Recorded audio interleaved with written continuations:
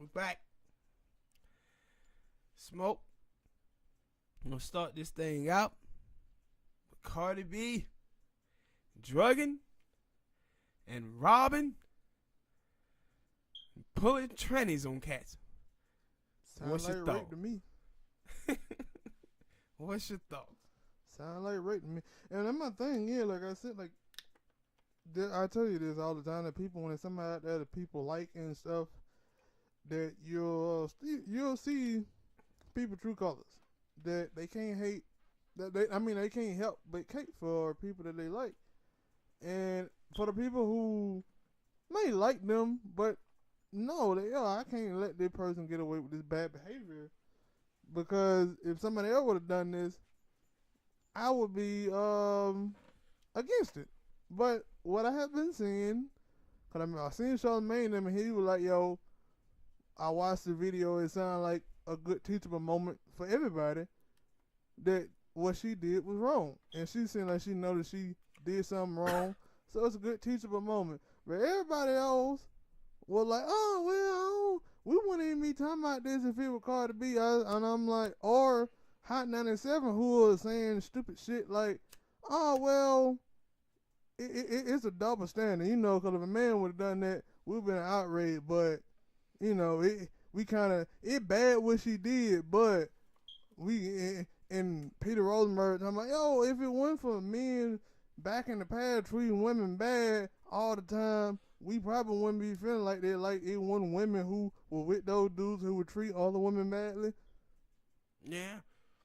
And see, that's my thing with it, is that what you recognizing is women. A lot of women don't care about these things unless it's them who is involved. Mm-hmm. Same way with domestic violence. A woman can beat the shit out of a dude and girls will cheer that girl on. But as soon as he hit her back, they, oh my God, he don't supposed to hit her. See, domestic violence is only bad when a man is committing it. It's the same way with teachers sleeping with students. Females, teachers sleeping with students, you never hear any of these feminist groups saying anything about that. But let a man have sex with a female student, and all hell gonna break loose. Because I was finna say that. I said, yo, whenever that video happened, because they happen a lot, I was like, I might talk about one of those video. Sometimes it be videos in words, so sometimes it don't. And I'm going to put up a video one day and just say, what is the difference between them and R. Kelly? Who that? The teachers who sleep with their students, yes, and R. Kelly. What is the difference? Yeah, and what you see from them women who be sleeping with them, they get pats on the wrist. Yeah. Like, the girls don't go to jail, nothing, none of that happens to them. And they just move to another district and become a teacher again. It's not like it's on like they permanent record, like, yo, this teacher sleep with students. And that's what, and like you said, it's a double standard. It's a double standard. And like I said, what Cardi B, and the problem I had with Cardi B is she says, well, I was struggling. No, you wasn't. You didn't say, yo, I was doing this to feed myself. You said you were doing this for studio time. Mm-hmm. For studio time. And I don't act like I don't be seeing so many goddamn strippers out here living in nice ass houses and shit. And what broke ass club were you scripting at? And how terrible of a dancer were you that you still had to rob dudes after scripting? And my thing, like I thought strippers was banging. And my thing, yeah, like I hear some people say, oh, well, all strippers do that. And you know what? If all the strippers who do that would get on Twitter or Instagram and say this that's shit. why you be finding strippers laid the F out. Yeah, that too. Yeah, that's why you be catching them laid out too. That too, but I'm saying that, yo, they trying to say, oh, only reason people outraged it because of Cardi B.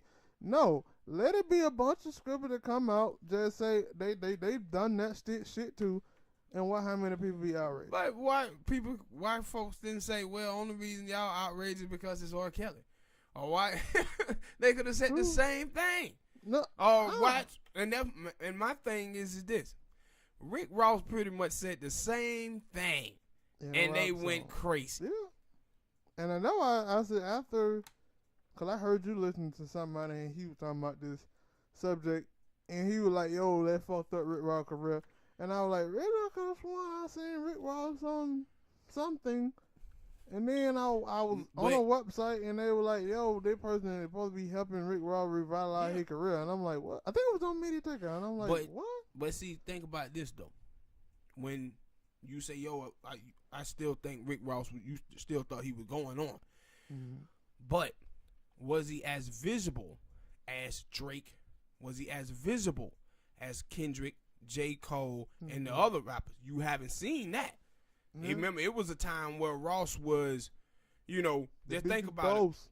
You know, the label, MMG, you know, his crew, they was out here, you know, big. And then after that, Ross kind of went back to he went to the side off of that shit. That was true. It hurt him. Like, they got the show Love and Hip Hop Miami. You mean tell me that he wasn't on there? Yeah, but especially because they got Trick Daddy, Trina. They got a bunch of big time. Yeah, but them shows are mostly for people whose careers are over. I don't think he think his career is over yet. No, but yeah, well, and that Rick Ross said that though because his partner Gunplay's on there. And his career is over. Remember, Gunplay had that Triple C's album. Then that flopped. And then he started being a solo artist. He like underground. So him for as a mainstream artist, it never really got off the ground. That's why he on that show. Well, I guess. Remember when Jim Jones, after the Diplomats broke up, his career went off. He ended up on one of those shows. I think Jewel Santana did too. Yeah, they was on New York. Him, and now Joe Budden, he don't rap no more. So yeah. You know what hip hop, Love of Hip Hop is? What? It basically the Black Surreal show. Remember Surreal Life? Yeah. All the folks on there, career was over. It was has-beens. That's what hip hop, Love and Hip Hop is. But that's one thing, like, I don't get it.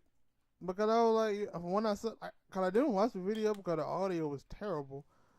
And I was like, yo, Cardi B. But now, they said it was an old video, you know. People been getting caught with these old tweets and shit. You should have known about that then. But my whole thing is, Spank, how old could it have been? When we say old, we ain't talking 15 years ago. No, we talking 4 or 5. Cardi B ain't been out that long. Yeah, I know. Like I said, it didn't really matter. Like, what I was going to say, it didn't really matter how old the goddamn video was. Why the fuck are you on? She did it. Yeah, you did it. And why the fuck if you know you did something illegal, why the fuck are you on internet incriminating yourself? No. Think about this for a second. What if she drugged the dude, and as she drugged him, she didn't give him enough of it to incapacitate him, and he woke up and he beat the shit out of him? What would people would have been saying then? They would be saying a man beat up a woman. Mm-hmm.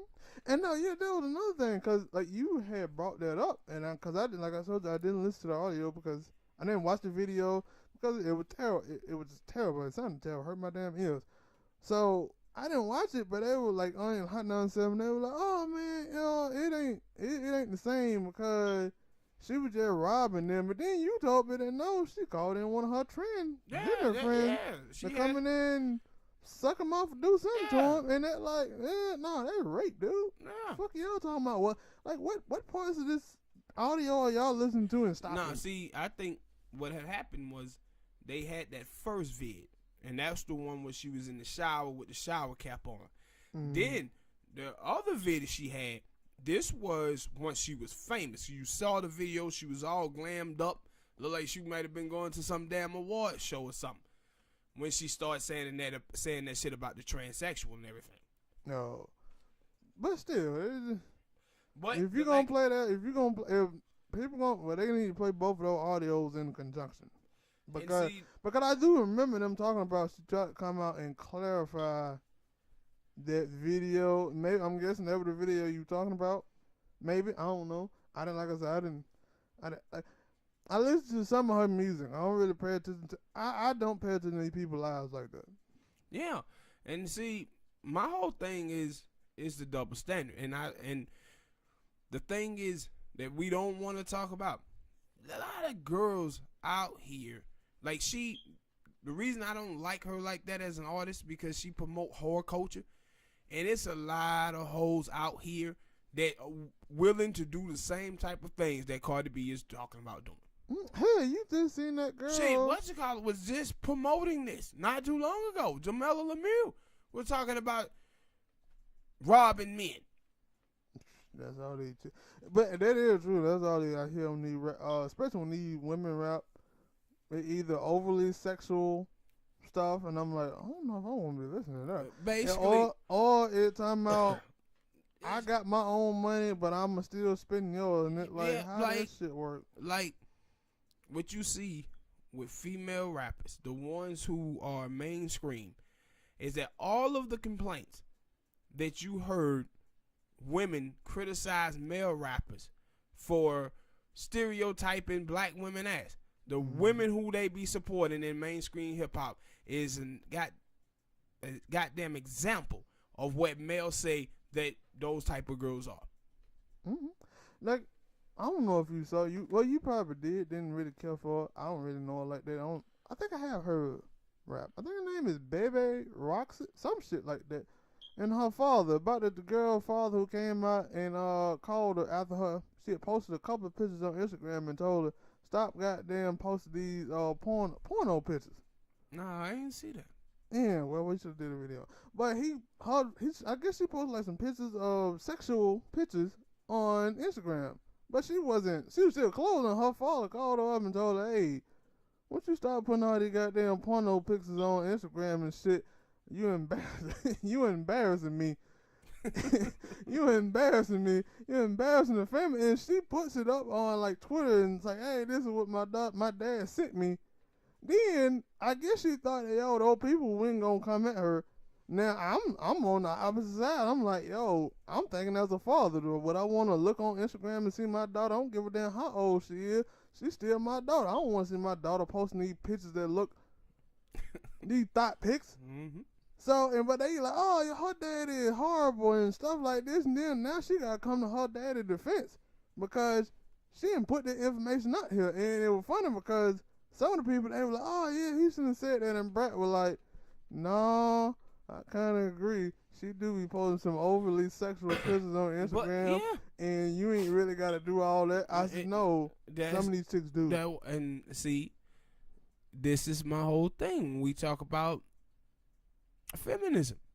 What feminism talks about is girls being hoists, is women being liberated.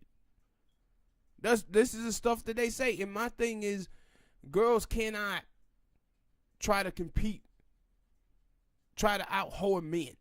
Like women always say, you can't try to out-whore men. You can't complain about men cheating on women all the time and then come back and say, you know what? How to counter that is us being whores. I never understood when I heard girls say, men get to sleep with whoever they want and not be called a whore. And I'm like, pay attention to all the broken hearts and broken homes that these men are creating. Mm-hmm. Pay attention to that. Pay attention to that. And my whole thing is, man, when you see women out talking about whore culture the way Cardi B promotes it basically being the exact same thing that men say women are. Men have marginalized and devalued women down to their vajayjays, and you see women doing the same thing. Mm-hmm. I can't tell you how many times I'm on Twitter and I see girls posting pictures of a guy in the bed sleeping. She's talking about, look what I just did to him. True. Like, what you are saying, you are nothing much more than a sexual object. Mm-hmm. The same thing that guys go around and say that you are. And some dudes take cues from that. They see that, that's how she talking, that's how she acting. So when they meet her, they might hit you with something that you wouldn't want them to hit you with a line or something. You're like, I ain't that type of girl. And you're like, shit, that ain't what you there posted on your Instagram, man. Yeah, I'm telling you, a lot of these girls out here, man, are like racist white people. Racist white people don't have a problem being racist. They have a problem with you telling them that they racist. And a lot of women, they don't have a problem being whores. They have a problem with you telling them that they're a whore. And I say it's crazy because that what I had before I had started seeing her put out pictures, the girl Iggy Azalea. Yeah. I was like, yo, that girl want to start to get back into hip hop. She might want to start being Yeah, dressing a little more and provocative. And she started putting out twerk video after twerk video. And it was like, oh, she's seeing now the way I get back in these good graces is dress sexy, start doing all this shit. Maybe people start paying attention to me again. Because what we living through is the attention era, man. Mm-hmm. Like when you on the internet, that's all you see, clamoring for attention. And I said, Cardi B, Amber Rose, Black China, these chicks been kind of led this thing, man. Like I told you before, they made horn fashionable. I never, again, on Dead Nation, they were talking about Rob Kardashian and finally get the thing where they get 50-50 between him and her. And Gary was like, oh, well, I think that he should have to pay Black China. And Harry Craig was like, what? Man, Black China making money out here. I don't know who the hell paying her, but she making money somehow. And I was like, that's the fact. That y'all ain't sitting here saying, what do Black China do for a living? Yeah. Now, I understand Amber Rose. She tried to create her own lane. She tried to get a little show, do a little acting. She trying to do something other than... That bitch ain't qualified for nothing. Let's be honest. And when you look at Kim Kardashian, you would say, that bitch there is a... Ain't qualified she for a nothing. failed model. Failed model, failed actress, and a failed musician, by the way.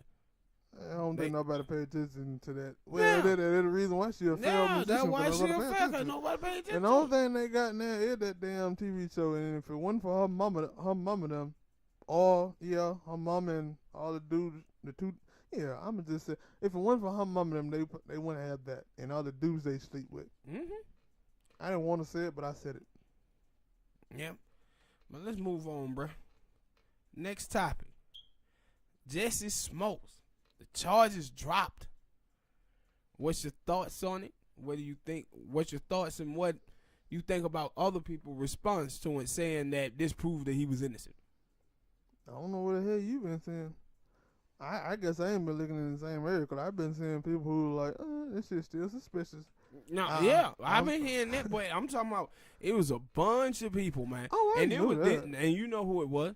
It was the people who believed that bull jive story from the get-go, and they was getting killed all over Twitter. And now that this come out, they want to say, oh, man, see, they proved that he was. No, it don't. But I have seen some people who were like, yeah, we still, right with him. But I expected that.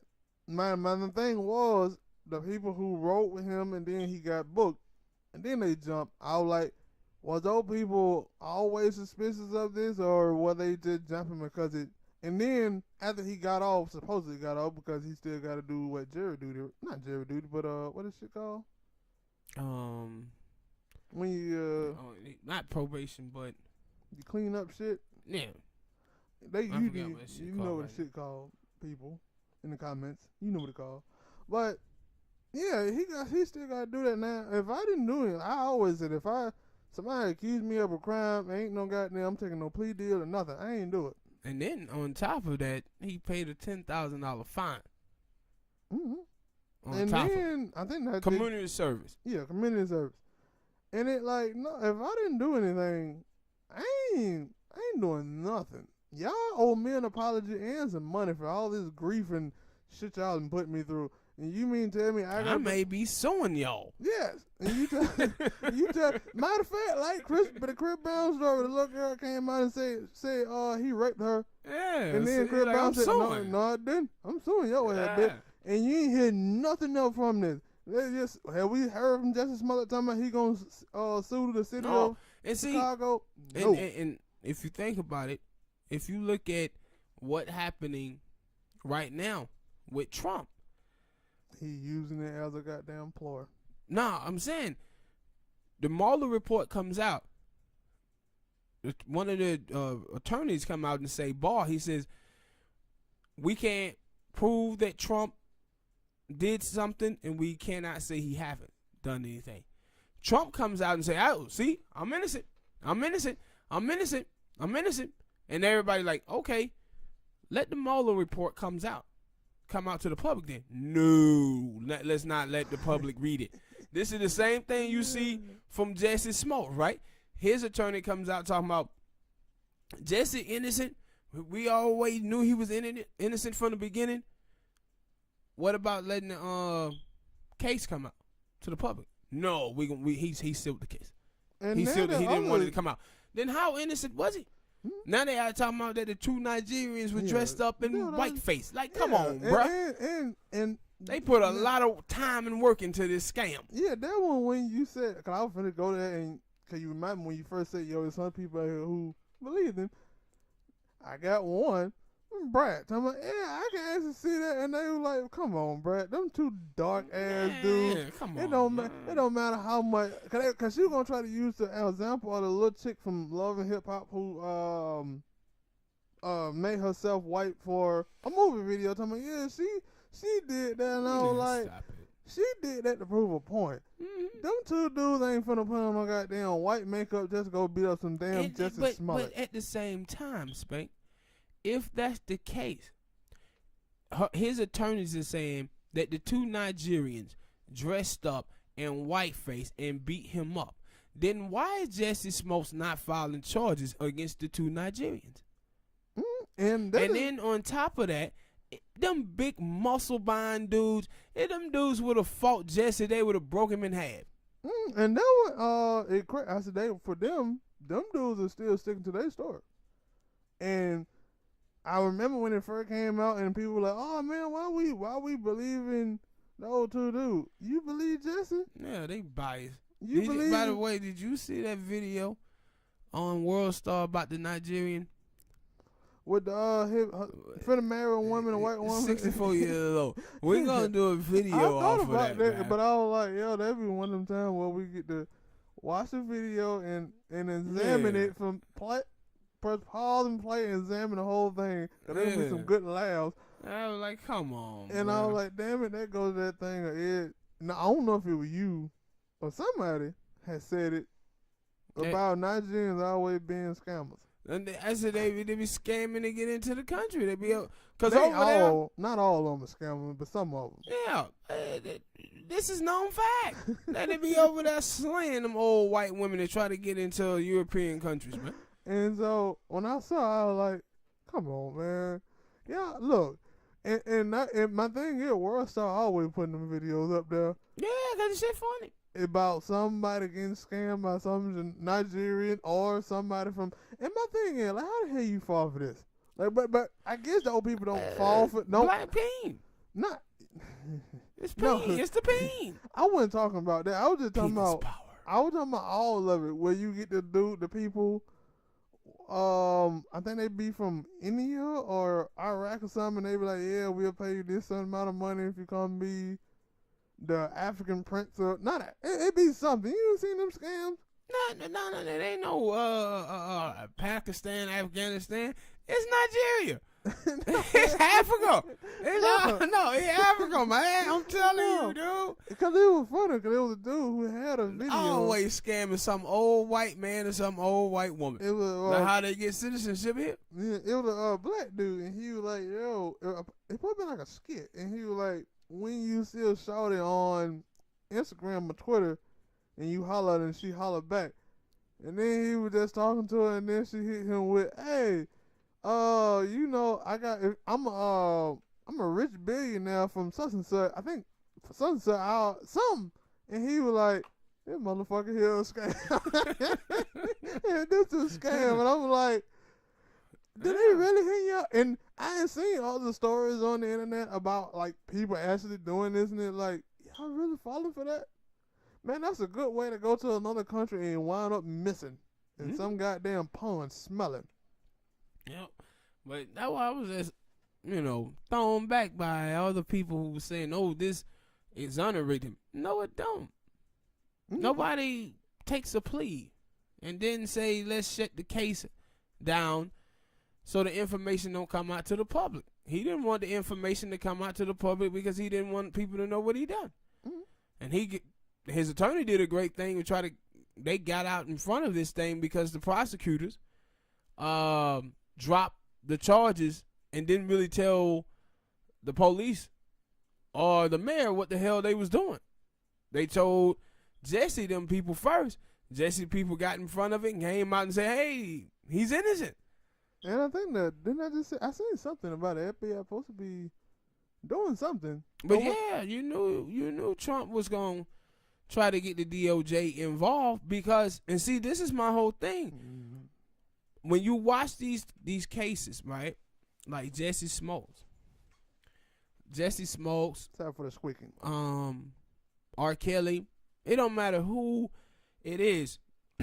When you see these type of things, it's not about the victims or the people who is involved. It's all about the agendas that gay people have and feminist women have. It doesn't have anything to do with the actual people. So this thing had all the makings of it. It was a gay black man saying he got beat up by Trump supporters. And like I told you about Trump, everything with Trump right now is death by 1,000 cuts. Anytime you get to slice him, you slice his ass. Anytime, even if, and that's what Jesse used. He used that. That's what I was surprised about. Some, like, well, I won't say all. Yeah, I didn't say all, as a matter of fact. But some of the gay celebrity people, at least when I seen on TMZ, that they was against it. They was like, oh, he was embarrassed. This is embarrassment. Yeah. And I'm like, really? I'm surprised. I thought y'all would have jumped right out, especially after they said he was innocent and stuff. I'm guessing they looking at it and said, no, player. Mm-hmm.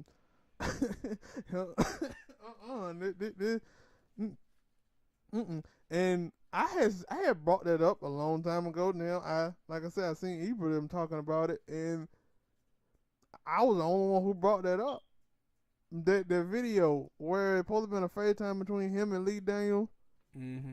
Now Ebra always been saying he thought it was something with Lee Daniels had planned it, and then the dude, I think he like the DJ or something in the back. I can't remember his name. I remember all their names except for his. And he was like, yo, you remember Lee Daniels had a FaceTime with him, and then he deleted that FaceTime. And they were like, for real? We didn't know that. So how the hell y'all forget about that? But shit, also, after Jesse, it came out that Jesse, they say that he was lying. The ratings went down on that show. And then once they said he was exonerated, the charges was dropped. People who was on that show started saying, hey guys, on Empire, I think it's 7, 8 o'clock, be there, watch. And people like, man, we still ain't watching that shit. Yeah, and that's why they were like, yo, it's still, I'm starting to believe the Lee thing has something to do with it, because that right there, and they were like, it don't look good. And I was like, hey, I hear that some of them people in the cast and crew are split between the Justice Smollett thing. So, and we'll never know the truth until somebody asks it, who are bold enough and just don't give a fuck, come out and say, yeah, I was one of them people who was like, nah, fuck that nigga. But the thing was, to me, is just the whole, I'm the gay Tupac. Man, what you doing? That and the new thing about them dudes going in whiteface. Yeah, it was just like, so come much. Come on, tell me. Like, so much. One, they got a noose. Two, they got bleach, and now they was in whiteface. But how are they going to be in whiteface, Lib, when they had on ski masks? Yeah, and he said he couldn't see him, identify him. Like, that whole thing is just crazy. It's just crazy, man. All right. Next topic. The NFL execs are afraid that Antonio Brown dishing out a contract could be a trend started in the NFL. What you think about that? First of all, I'm an Oakland Raider, so I was happy about that. But I had seen that bull, and I was like, man, really? Please. Y'all barely play them players any type of guaranteed, big-time guaranteed money. So you know what? Y'all still got control over those players in the league. Now, when y'all start dishing out more and more guaranteed money like the NBA and the Major League do, then maybe you can have some type of concern. But, because I heard Shannon and them, they were talking about it, and he was like, yo, I don't feel that the star players are going to do anything like that because they feel like they are not already been compensated. And I said, no, I feel like none of them players are going to do that. Like, man, my thing was though, Antonio didn't do it for money. That's the thing. Like Antonio did it because he just decided that he didn't want to play with Big Ben anymore. No, but they're gonna add in the fact that once he got traded to the Raiders, they gave him a new deal. Of course, that's normally what happens. Yeah, and now I'm like, yo, that was a thing of a dude not gelling with his quarterback and his quarterback, cause he never just said, like most of the time when I heard him say something, he never really just said too much about Mike Tomlin, or the GM or anything. He always said something about Big Ben. Now, Le'Veon now, I don't think he said too much about Big Ben, but he did talk about he did. He did. Yeah, he came out and he said, everything that Antonio Brown was saying about the environment or how Big Ben was like the daddy and we was the children there. Yeah, I did. And he also talked about the money too, and he said the reason why, Antonio, he had 3 years left on his deal. I had 1 year on my deal, but he said we had sat there and watched them cut Troy Polamalu when Troy Polamalu still had 2 years left. He said, so we started looking at that and saying, hey, we got to try to get our value because we see what they'll do. No. They'll just cut you off. And he was like, so I'm trying to get paid before I hit them years where they just cut me and let me go. Yeah, and that's what I'm saying. That like they still have the control because they don't pay guaranteed money. Like they pay like guaranteed money like the first year, and like the next 4 or 5 years, them players ain't getting no guaranteed money. So you can just cut them and get back $10-15 million, and it like you still have control over these players because you ain't gotta pay them no guarantee. Like, but yeah, you're right. But another thing too is that Pittsburgh got themselves in trouble, and how Pittsburgh get themselves in trouble is they put all the money, guaranteed money, at the beginning of their contract, and then towards the end, it ain't much there. Cause I think AB, he wasn't getting nothing for that contract. The 3 years, he wasn't getting no more guaranteed money. And so when I first seen it, I was like, really? He just signed a new deal. He ain't getting no money. Hell, Julio had just signed before he signed this new deal. He had just signed a new deal, and they guaranteed him some more money. And now I don't know how much new money he can guarantee now, but they say it's gonna be $100 million. Yeah. Now see with the Falcons are like, hell no, we gonna run the hell out of Julio until we paying him that $100 million guaranteed. Oh yeah, he can everything he want. We gonna run his ass. Ain't no way we gonna trade him. But like, cause they got the guaranteed money. You throwing away money now, but with all the other players who ain't getting guaranteed money, yeah, y'all can just cut them and save $15 million. Yeah, and that's what I said, man. Pittsburgh, but you just look at Pittsburgh. Pittsburgh was willing to take a $20 million cap hit. They believe that dude had turned out to be a cancer in their locker room. And my thing is, I was reading in the report, they were like, well, we don't think it'll be enough players crazy enough to do this. And before he did it, you would have told me you didn't think any player would be crazy enough to do this. But they will. No, I think they had said somebody else had did it before Antonio Brown had did it. I forgot who it was. I think it was a running back. But, and my thing is, like, when you watch baseball and basketball, like, because those are guaranteed contract, what you see when a player don't want to play for the team no more, the team either buy his contract or that player buy his contract, right? You can't, you heard that with Nick Foles, but that was like the first time I actually heard that with an NFL player was like, yo, I'm going to buy my contract. Why? Because you ain't getting guaranteed money. You need if you getting guaranteed money, yeah, you could buy your contract for however much, because I'm pretty sure that shit is pretty high. But in the NFL, you ain't getting guaranteed money, and I'm saying it. There's a lot of those players in the NFL are black, and we like to stunt. It's just what it is. So we ain't probably bought, on that first contract, we ain't bought like 8 or 9 cars. When we ain't driving down one of them. We got a chauffeur. So you really think they got the money to come back and buy out their contract later on in their years? No, we don't. No, they don't. But some do. What's ago he did. Like, AB always talked about how he saved all this money. Right? No, I'm talking about some. Like, Cause you see that with some star players, and then you also have that where the dude do manage their money well, but they have other people who don't, like the Lonzo Ball thing. But I just like I always see that stuff when they come to, especially with the NFL. You see it when they own it and they, like I said, LeBron said the best. Them dudes be having slave mentality. Your ass starting to get a little.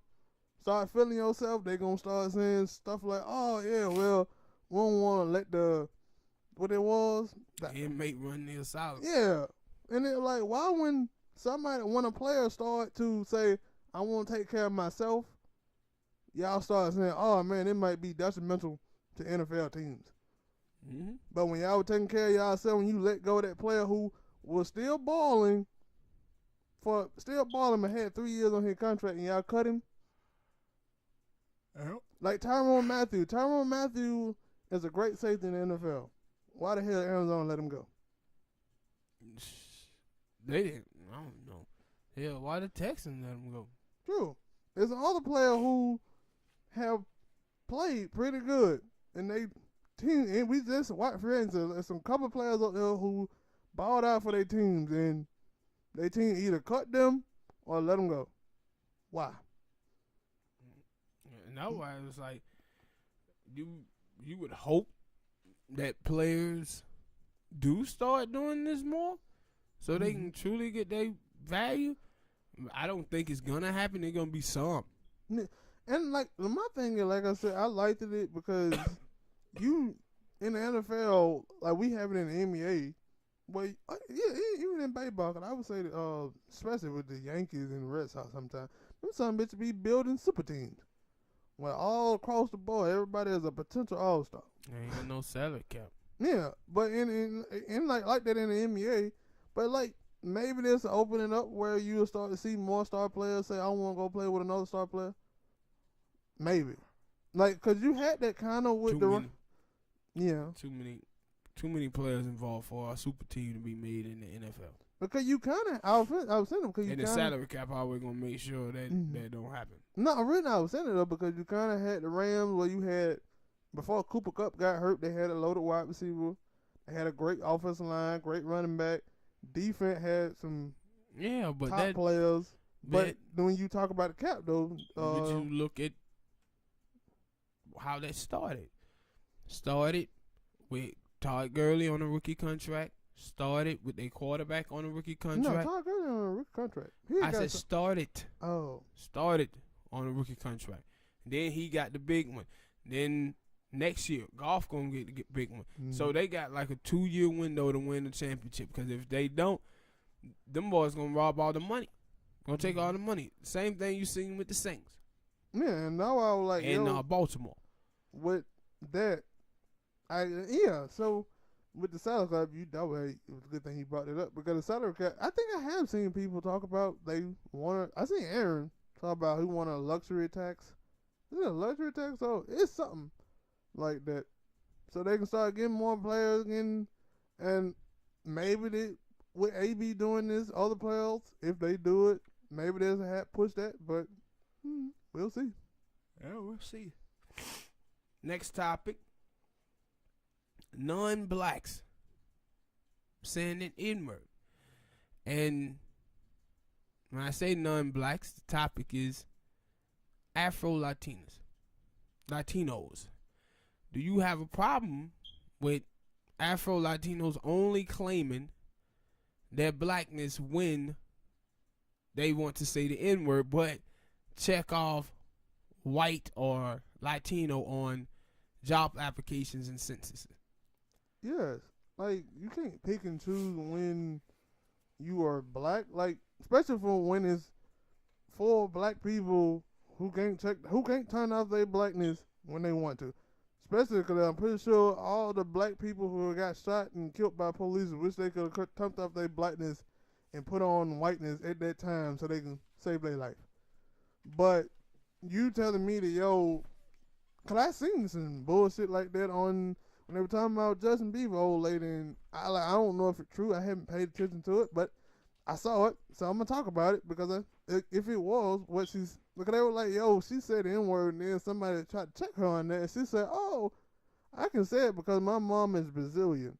Like, what the fuck your mom got to do with you saying the N-word? Her being Brazilian, you being able to say the N-word. It don't work like that. I don't remember it working like that. And my thing is, like, I hear the conversation all the time about people. Like, some black people say, oh, black people shouldn't say the word. I don't really have a problem with black people saying the word. But other people do. Now, I have, like, you would think white people who know anything about slavery would not want to say the word. Some Latino people say the word. I don't really know how I feel about that.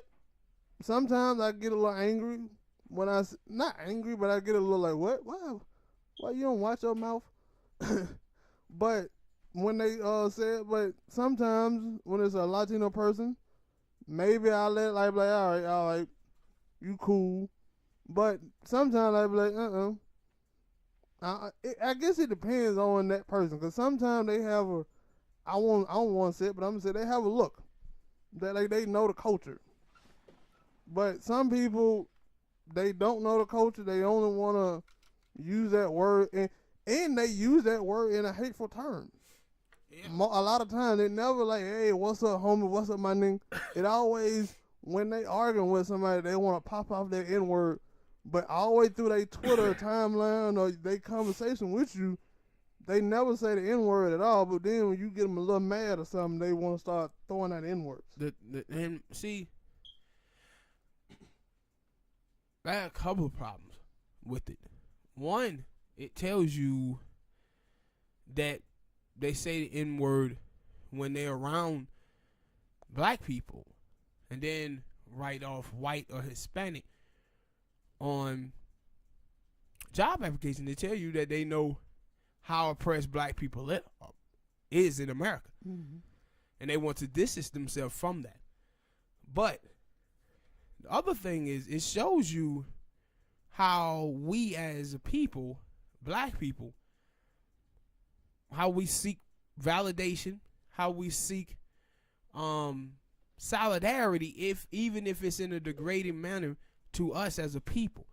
And you just see too many of us, man, and I said this about the ADOS fight for reparations. A lot of black people, when you see black people that don't get mad when a white person or Latino called them the N-word or whatever, what you see in them just have no respect for our ancestors and our history. They like that stuff is over because they don't understand the effects of racism, systematic racism that goes on today. What they see, so like you watch, even in that video, man, you had watched with Waka Flocka, and he said, well, racism is not a thing with millennials. It's just something with older people. See, this is what a lot of young people believe. I don't believe that. But no, you shouldn't believe it, because you, like, who was marching in the streets? These wasn't old people. Mm-hmm. They was young white folk.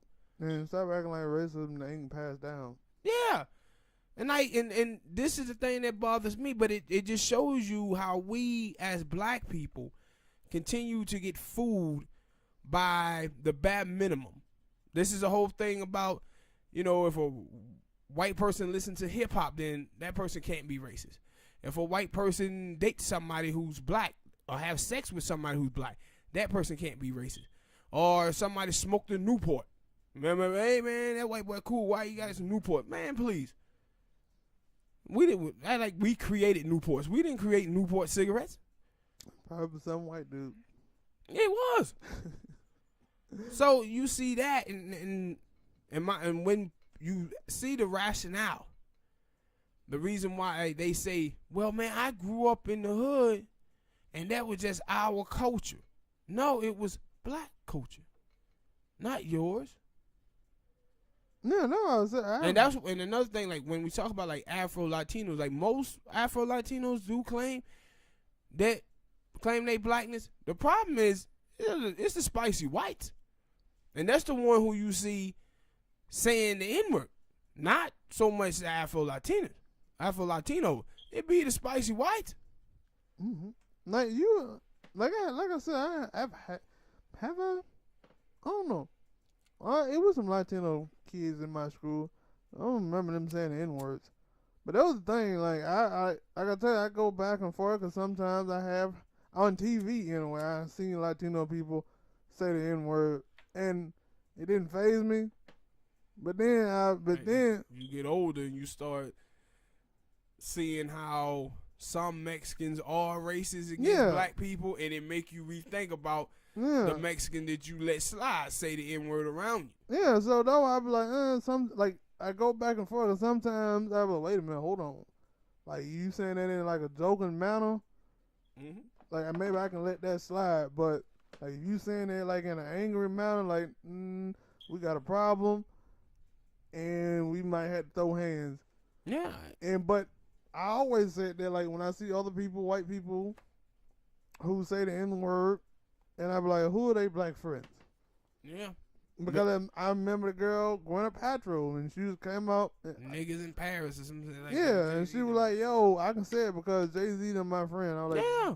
This is what they like when I was with this topic. I actually got this topic off of a thread that I saw on Twitter, and the responses in that thread, it just showed you like, yo, these people are crazy. Some of the folks were like, well, I said it because I dated a black dude. Just because you took some black pain on me, you can come out here disrespected. And see, this is the same thing what you see from black women when black women be talking about black men be putting these Latino women on a pedestal. What black women are telling them is like, yo, y'all done let these girls get too comfortable with our culture. Too much. This is the same thing that was going on with that girl, Yes Jazz, whatever. Yes Jews. That's what was going on with her. Like, she getting too comfortable. But the thing is, we didn't allow everybody to get too comfortable.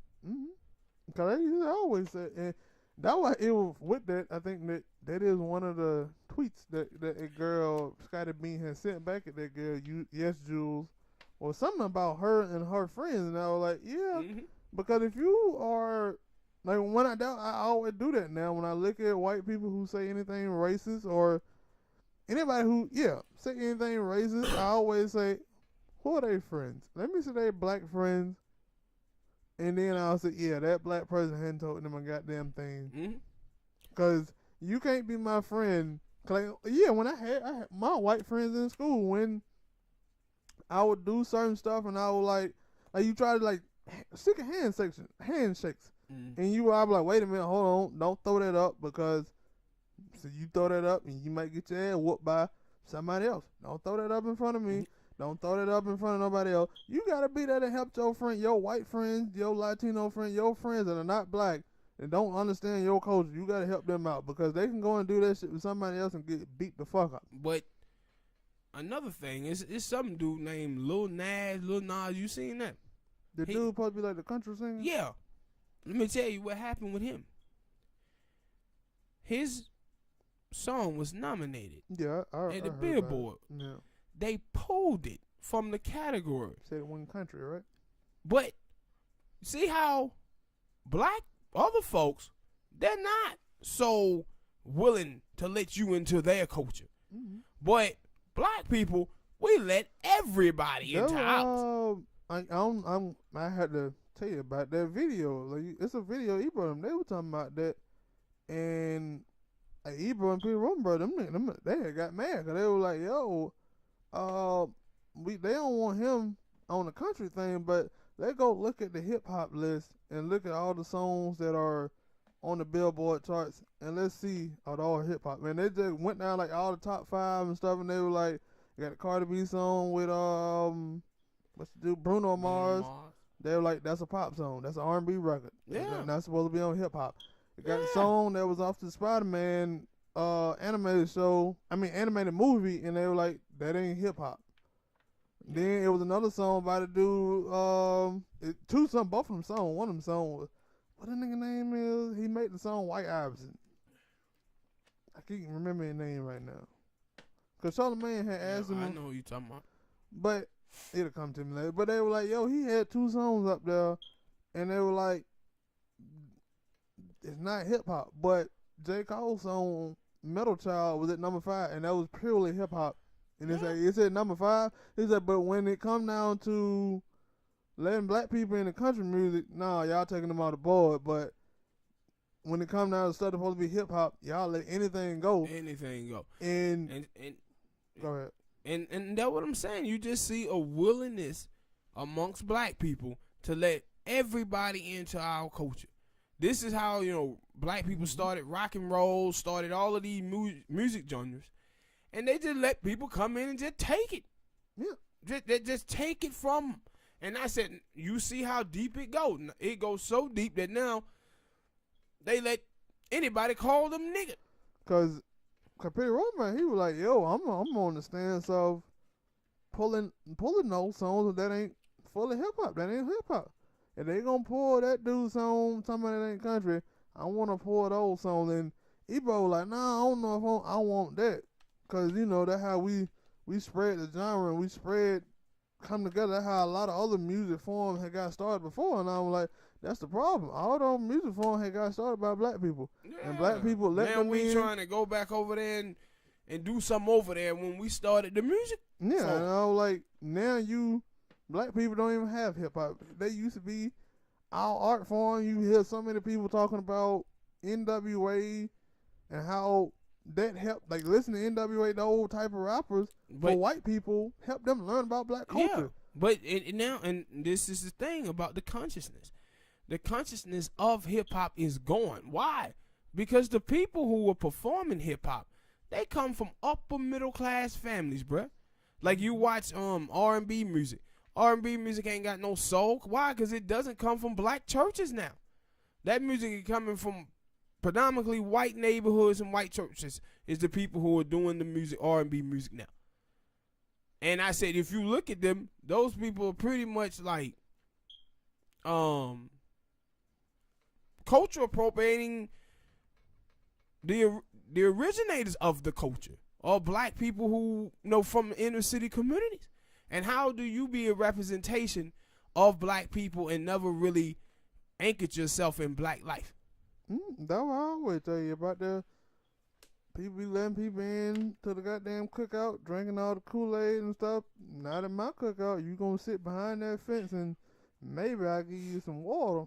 And see, when you see all of this, what you have to think is, this is why we couldn't have a fight for reparations like that, because black people were too busy fighting against white rejection. So when they do something and white people like, ooh, can I dance like you?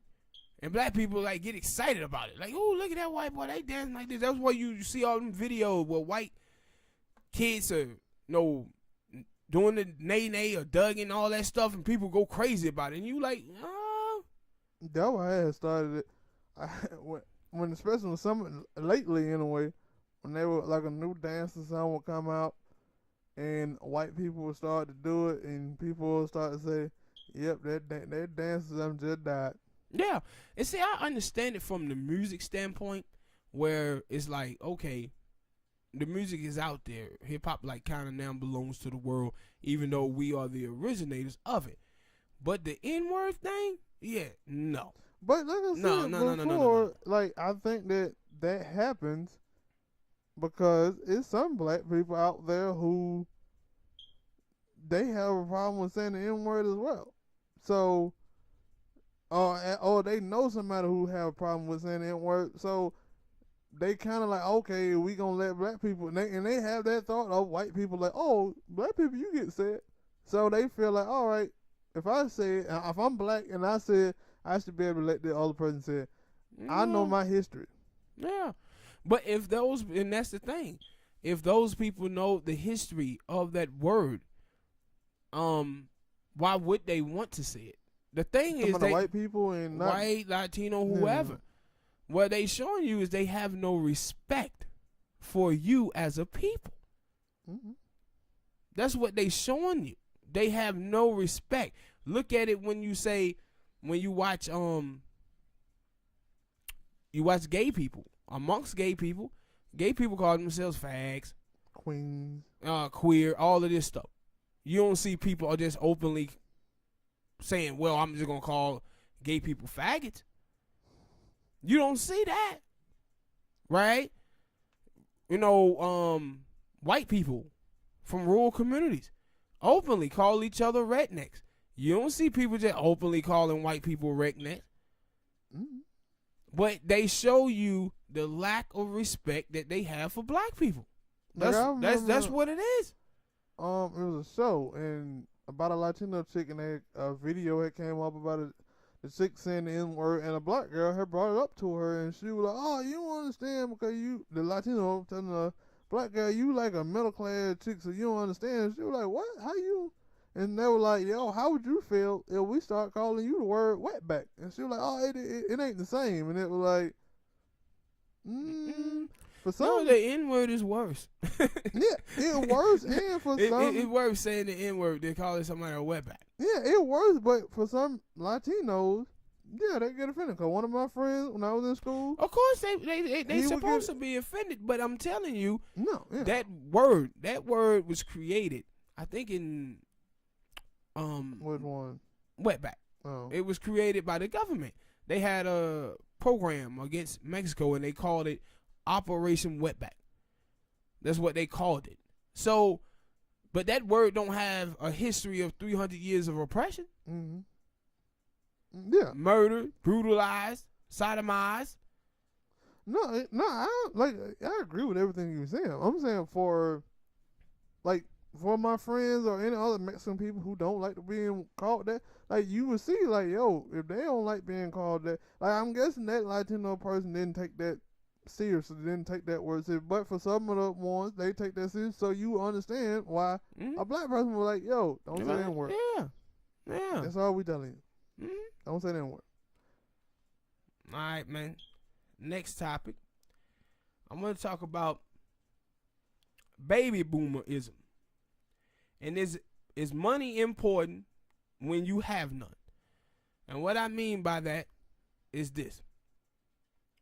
Seeing some girls, and they were saying that money is not important going into a relationship. Dudes saying no, it is. The reason why I have a problem with this is on a bunch of different reasons. One, we live in a society where 78% of Americans are living paycheck to paycheck. 50% of Americans who are middle class is on food stamps and Medicare. When you talk about African Americans got 2.5% of the wealth in America, less than 1% of the land. You have 7 out of 10 African American children dropping back into poverty. That's middle class. You have black women between the age of 20 and 49 with a bachelor's degree only have $1,000 net worth. My thing is, I see so many people say like money's supposed to be the biggest thing towards a relationship and not love. The dudes who say, no, money's supposed to be important, it's the same guys I see talking about black women who are bet wrenching. Don't you understand the reason why they are bet wrenching? When they say, oh, I'm going to date outside my race, they always pick a white dude because they think white dudes got money. So when you say... But are they talking about like being financially stable, or are they just talking about having money? No, no. But see, that's my point. It's never a, hey, if a man is working and he have a job, that dude is a good guy. That's not what they be saying. They saying I don't have a suitable partner. This means he ain't making a lot of money. So if you looking at guys and saying if a guy is making an honest living, that's not a good guy, and women shouldn't date guys like that, then when girls end up over R. Kelly house getting pissed on, or you see guys like Future that have 10 baby mamas, this is why this stuff happens. When you go through inner city communities and you see whoever the D-boy is on the block who got money, more times than not, he got 3 or 4 children. The reason why is because this expectation, my whole thing is, how can you have an expectation of men that your country is not producing? How do you live? How do you tell me with black people? The problem I have with black people sometimes is that black people want to tell me that we are an oppressed group, but tell me they can achieve anything in America. Then what do oppressed mean? They don't know. Like, what do oppressed mean? If you are oppressed, but you have all of this ambition, and you have all of this scrivism to achieve all these things, and you lash these standards onto men that are oppressed, and then when they don't come with it, you say, oh, them niggas ain't shit. And see, this is my whole thing about cats on the internet that I watch and see. They be agreeing with black feminists, but don't understand that they're agreeing with black feminists. Some of the black feminists who be saying this type of stuff. Because when you talk about money, if money is the thing that you talking about for a competition for as women's love or whatever, well, black men can't compete. We dead at the start of the film. Yeah, black men can't compete. And what you seeing happen is something that I hate to see happen, but it happens all the time. When a broke person is criticizing another person for being broke. Mm-hmm. But, a lot. yeah, where a broke person is criticizing someone else for being broke. And this is why I said when you start talking about whore culture, what you telling, oh, money is the only thing. Like, you got like 70% of black women's first marriages ending in divorce. Number one reason, economics. That idea of money being the most important thing in a relationship is what's splitting these homes up. And what I call baby boomerism is this. We sit in the country right now with $1.5 trillion in student debt. When you watch African American women end up with $65,000 to $70,000 in debt. What baby boomerism is that this idea of women choosing to date men because of money is what have led to these problems that we have today. This is why millennials don't have any money. This is why millennials are so in debt. Because what men allow, the baby boomers allow for their women to do is to look at men as only as a provider. And because of that, those women have mortgaged off their children's future and mortgaged off their golden years. While they was trying to get them houses in the suburbs, trying to get the pool in the backyard, private schools, trying to get private schools, trying to get BMWs and all of that, they weren't saving a damn dime for them children. College. So now you have all of these millennials in the workforce. They parents is 60-something years old still working. 60, 65, 70 years old still working. So now these youngsters is out here driving $15 an hour Uber and got big time college degrees. Like you watch with African American kids graduate twice as many people in high-tech jobs than get hired. Why? The old farts is still up there. The old baby boomers is 70 years old still working in the high-tech field. These people can't get in here. And that's why when I tell you about the 7 out of 10 African-American children born into a two-parent household, middle class, fall back into poverty, one of the reasons why that happens is because these people are living beyond their means.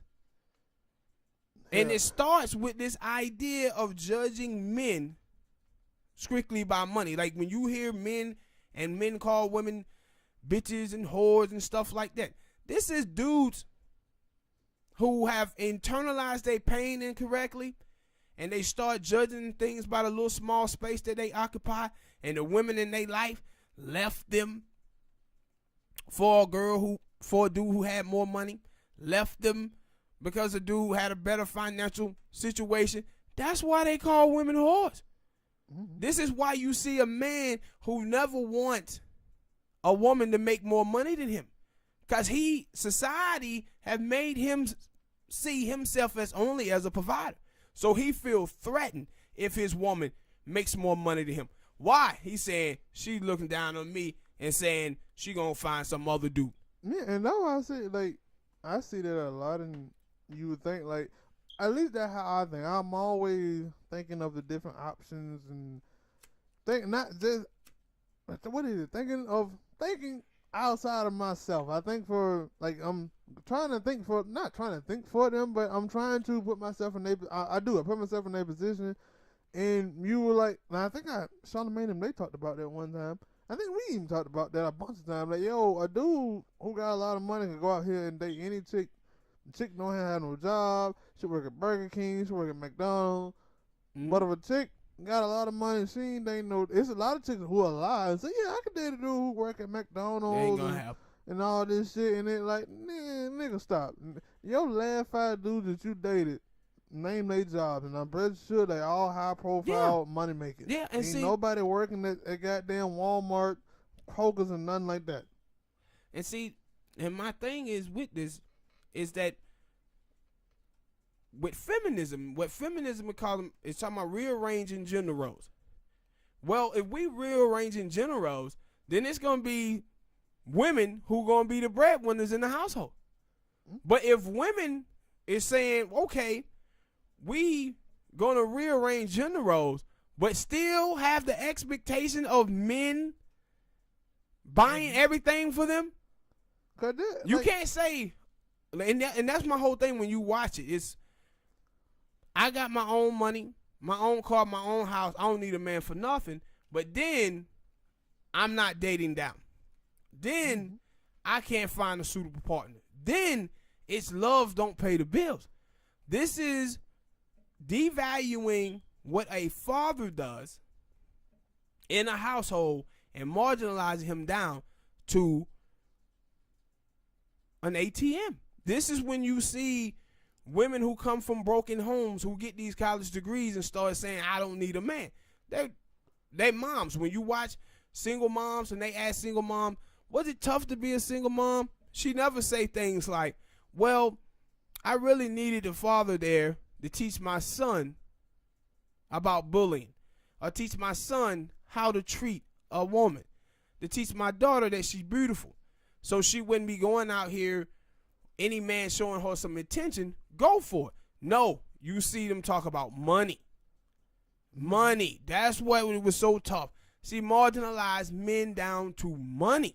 And I don't think that when people say this stuff, they don't think about, like, yo, it's a reason why it's a label of some men who have a lot of money. It's called sugar daddies.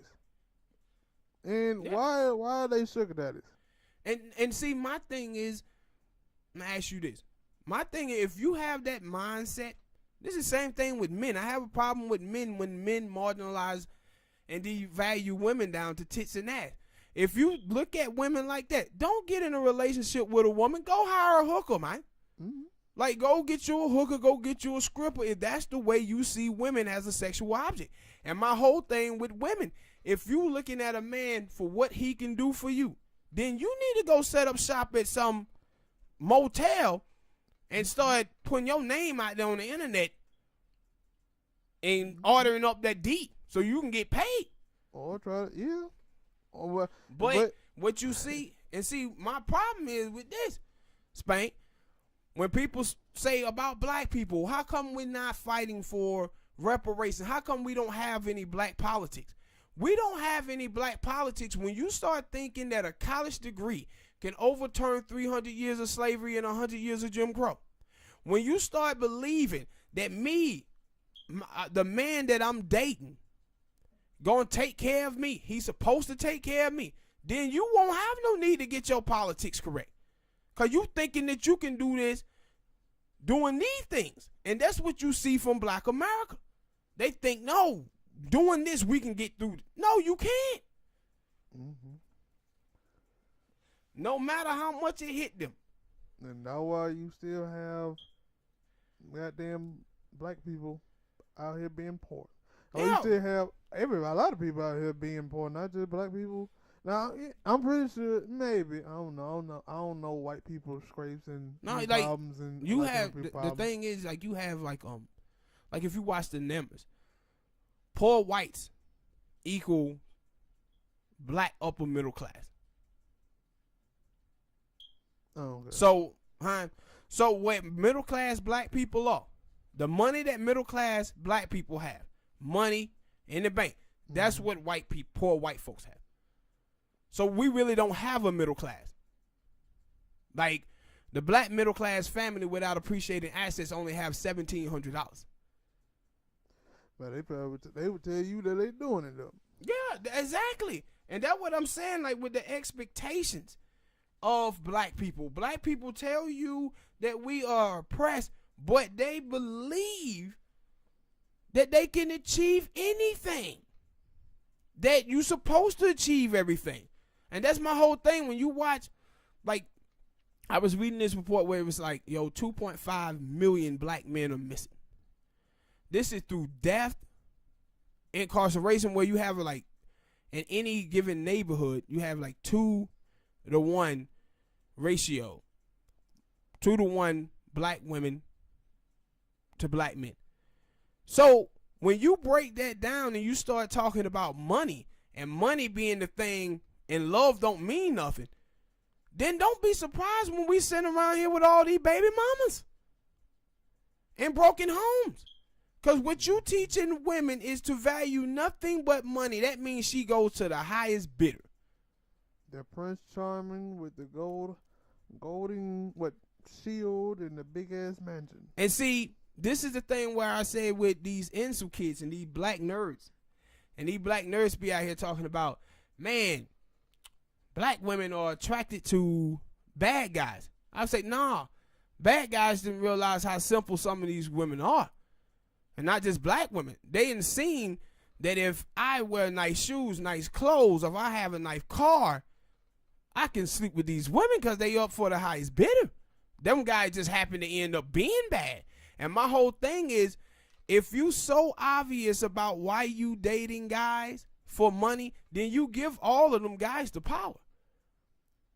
You give them guys all the power, because now what you have done is you have marginalized and drawing down your dating pool to a small group of guys. But some of them, I think the word is dilute themselves into thinking that ain't the reason why.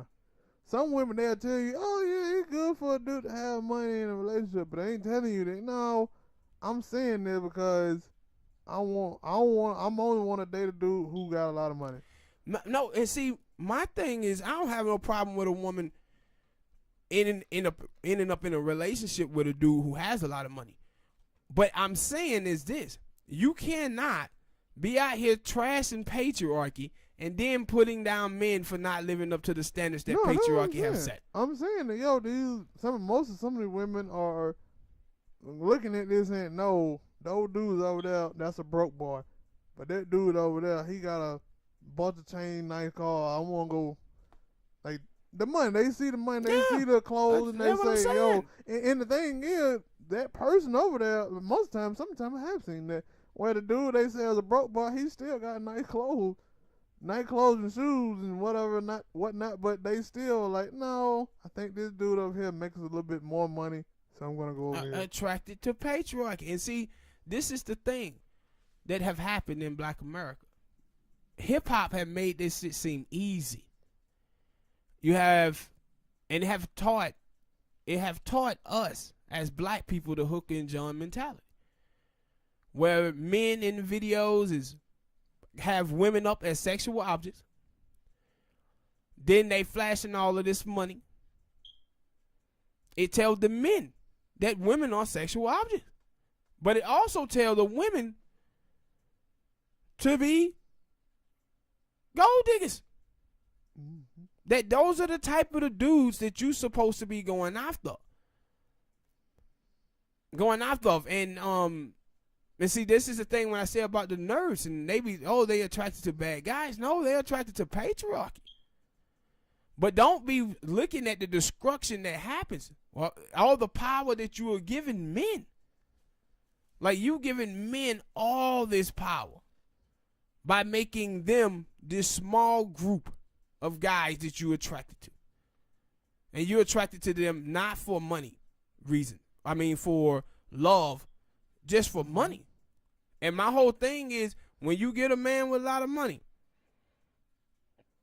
see, women will tell you about their standards, right? I want a man who got this, and that.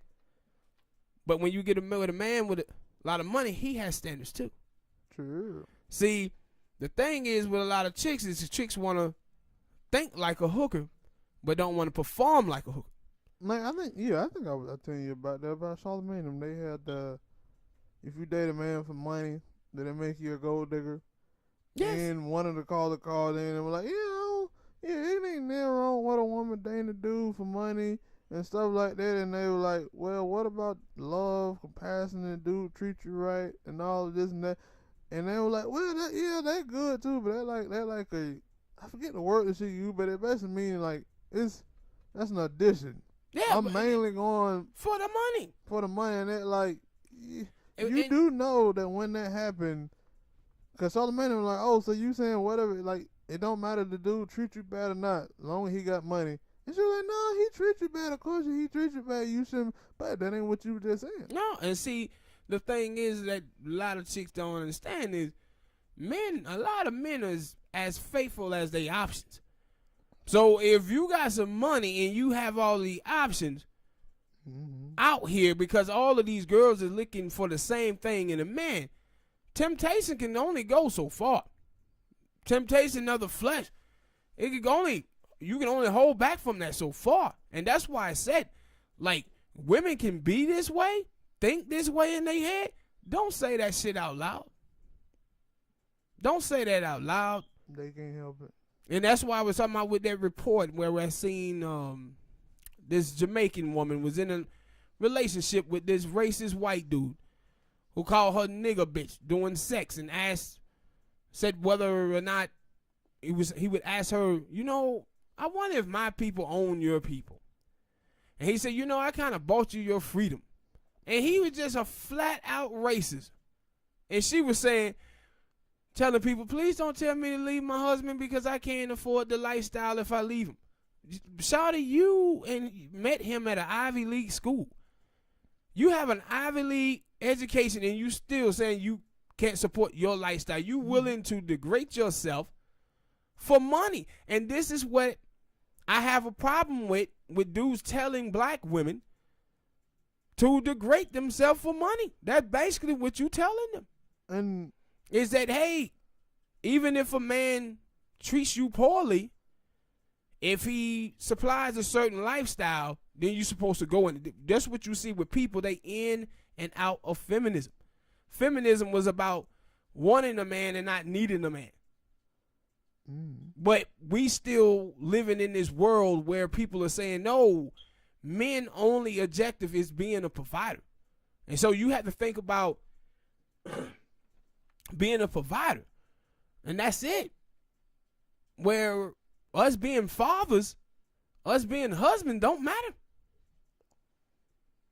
So when you are spreading this type of shit, how the hell we keep a black family together with this type of thing? That was the thing that some of the people were getting mad at Steph Curry old lady, right? Because she was basically saying that I forget, you told me that she put her husband before she put her children. And the reason why she said, if we keep the marriage straight, me and him is on point, then the kids are going to be fine. But my whole thing is, when you start talking about money and money being the only objective and not love, then what you're doing is you're doing baby boomerism. Like, this is why we are in the shape that we are in as a country. When you see 78% of Americans say they live in paycheck to paycheck, man, that's a lot of people who living beyond their means, and it's a lot of men sitting up there trying to be a provider and not being truthful about his economic situation, where he need to be downscaling. so he'll be able to save some money. But he's not doing that. He ain't doing that. And I said, like, this is like performing whore culture. And that's why I said, when you hear these black dudes out here talking about bat wrenching women, I said, don't you understand why they doing it? No, because some of them dudes don't even understand why they sleep with more than 8 or 9 women. Yeah, I said, Having yo, survival sex. anytime you hear these black women out here saying that they trying to find Zaddy, yeah, it's strictly for money. Mm-hmm. Because Zaddy can come with a racist mind, abusive mind, and whatever. everything. Yeah, and that's why I said this is about money, bro. This is strictly about money. And I said black people had to look at, man, we survived in this country 300 years of slavery, 100 years of Jim Crow, black men, black women being married together. And in 1978, it was like 76, 77% of African-American children being born in a 2-parent household.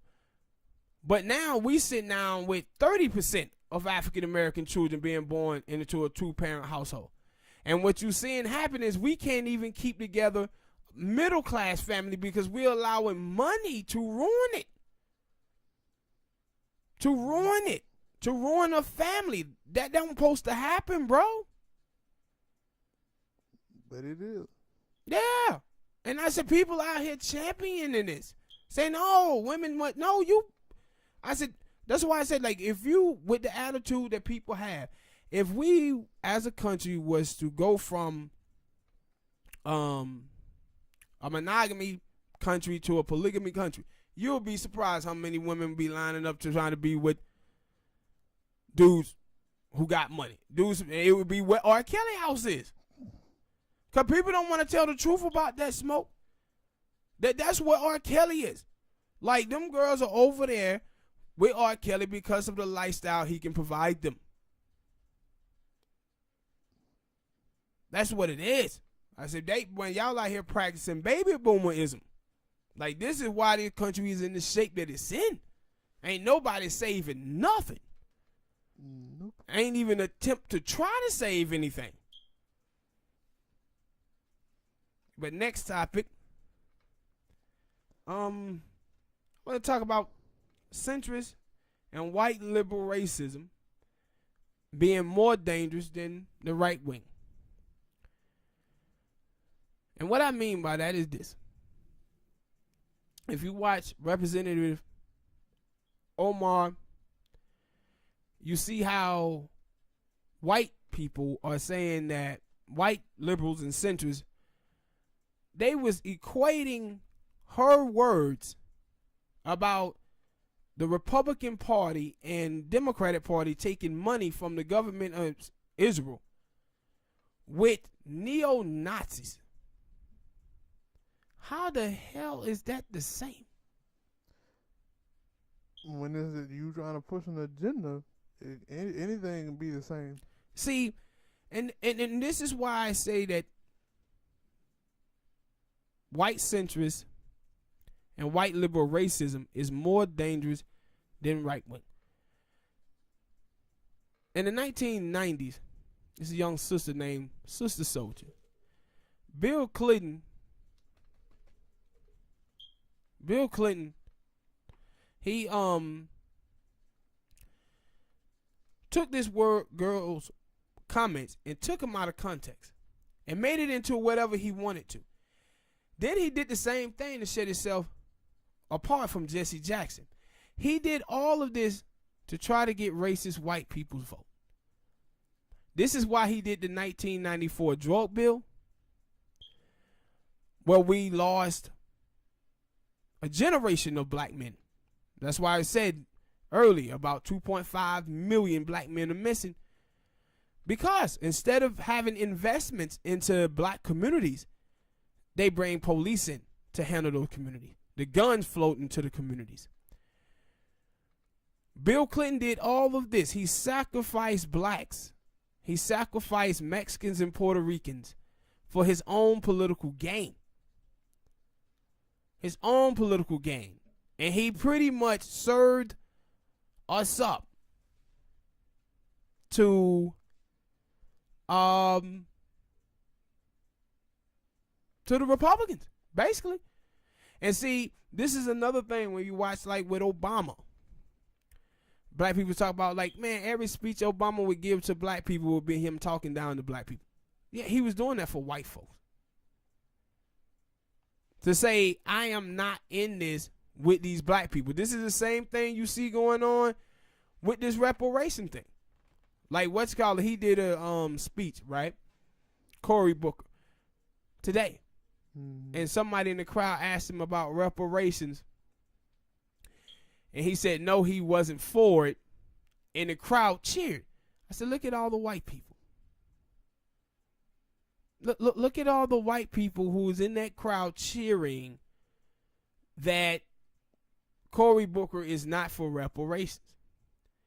And I say that because this is what white liberalism and centrism it does. It tries its best to gather black votes, but distancing itself from black problems. But anytime when you talk about the Southern strategy, once the Southern strategy was implemented in the late 70s and 80s, the Democrats never tried to fight that back. They allowed for Republicans to make black people into welfare queens. It's like, hey, we can't call them nigga, but let's call them the definition of a nigga.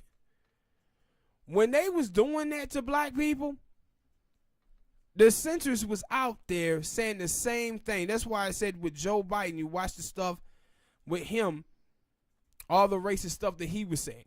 And people was like, man, I can't believe that Joe Biden saying those things. I'm like, no, I can, because this is what white liberal racism is.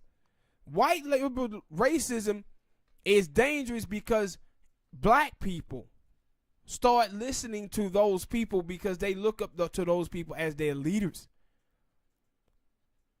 This is how we got bootstrapping mentality in the black community. It was sold to us by white liberals.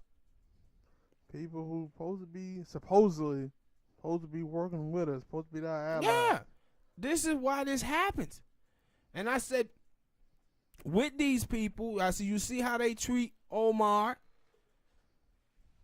how they treated Mark Lamont Hill, where they start writing these columns saying black is the new anti-Semitism.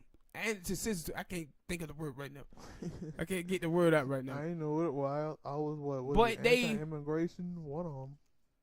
They were trying to say that that's black people are the face of it. Who's saying this?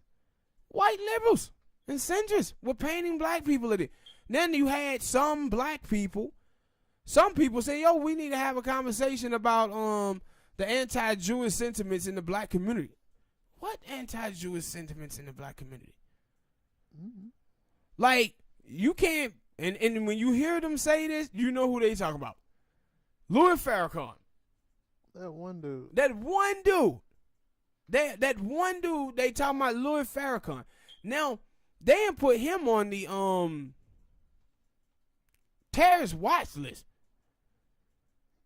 Yeah, they got him on that list, the black extremist identity list. When the last time I had Louis Farrakhan did anything? He's almost 80-some years old.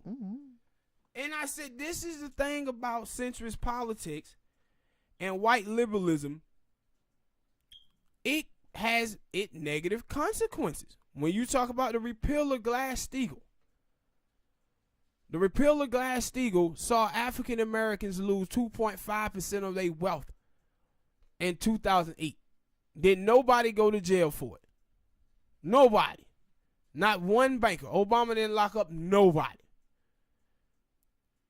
Time and time again, when you go back to Ed Moneyhan in the 70s, who supposed to have been this white liberal who was in there giving information about African Americans to Richard Nixon. He was in there saying that black people are prone to criminality. This is the dude who supposed to been speaking on our behalf. That would led to the Nixon drug war.